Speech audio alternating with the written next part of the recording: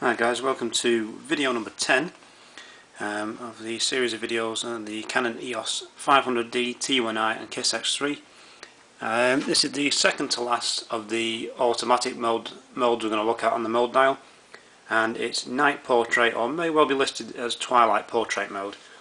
And it's a mode that you can pick should you want to take a portrait of someone at night in low light. It will use the flash. Again, it's one of the more automated modes, so it's going to pick the aperture and shutter speed and the ISO for you.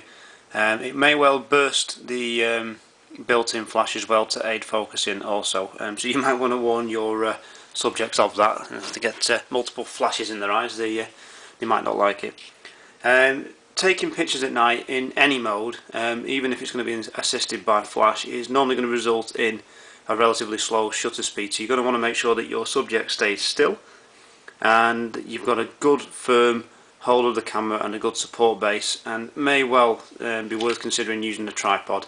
I know they can be bulky and a little bit time consuming to set up, but it's worth it in the end.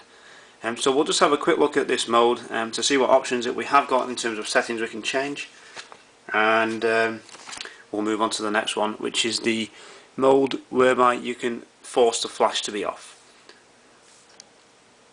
Okay, so here we are with the camera powered up in night portrait mode. It may also be listed in the manual as twilight mode. It's a mode that you could use should you wish to take portraits at night.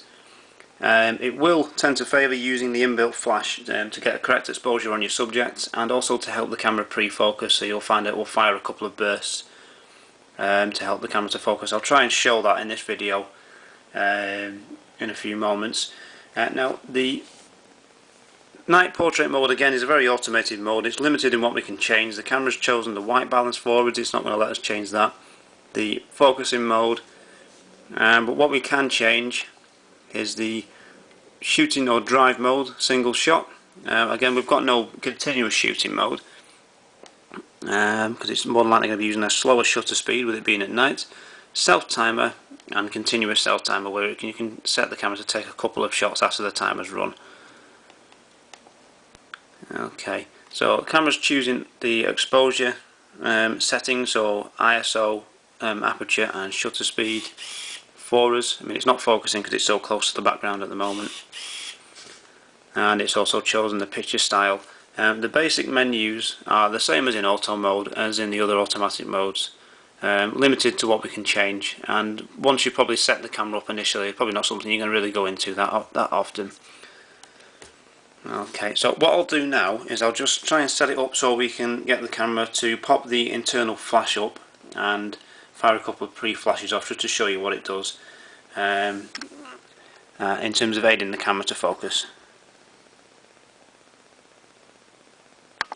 Okay, here we go. Just to show an example of when the built-in flash aids the camera to focus and fires in night portrait mode. Hopefully you can see the screen now.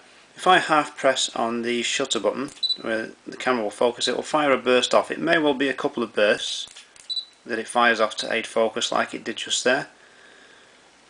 Okay, and then when you click the shutter, I mean, note now it's a very dark scene in front, and it's 0.3 of a second, so it's a really slow, or considered quite a slow shutter speed.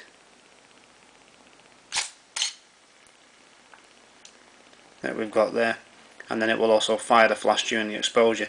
So it may well be worth warning your subject, if you're taking a portrait, that the camera may well fire a couple of bursts and flashes. You know, consider that they, just in case they may suffer from epilepsy, or you know, they might not appreciate the flash going off a couple of times in their eyes. So it's just something to bear in mind. And with the slow shutter speeds as shown here, you know, anything really below 1/60th of a second with an image stabilized lens, you may well end up with a blurred shot, so it may be worth considering bracing yourself whilst holding the camera, using a wall, fence post, or consider setting up a tripod and asking your subject to be very, very still. So, okay, I'll just go back to the menus.